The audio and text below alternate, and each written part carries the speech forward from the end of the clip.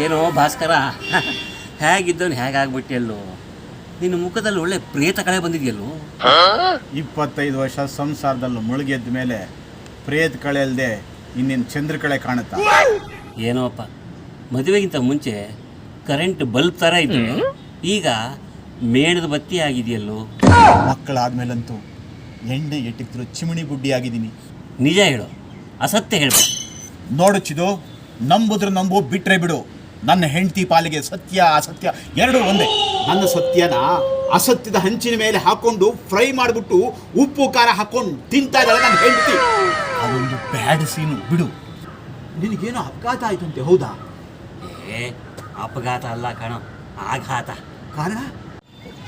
ಅದನ್ನು ವ್ಯಾಕರಣಬದ್ಧವಾಗಿ ಹೇಳಬೇಕಾ?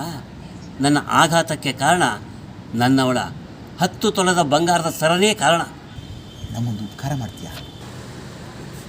ಏನದು? ಹೆಂಡತಿಯಿಂದ ಒಳ್ಳೆ ಗಂಡ ಅನ್ನಿಸ್ಕೋಬೇಕು. ಅಂಥದ್ದು ಯಾವಾದರೂ ಒಂದು ಐಡಿಯಾ ಇದ್ರೆ ಹೇಳ. ಯಾರ ಹೆಂಡತಿಯಿಂದಾದರೂ ಒಳ್ಳೆ ಗಂಡ ಅಂತ ಅನಿಸ್ಕೋಬಹುದು ಕಣೋ, ಆದರೆ ಸ್ವಂತ ಹೆಂಡತಿಯಿಂದ ಅದು ಅಸಾಧ್ಯ.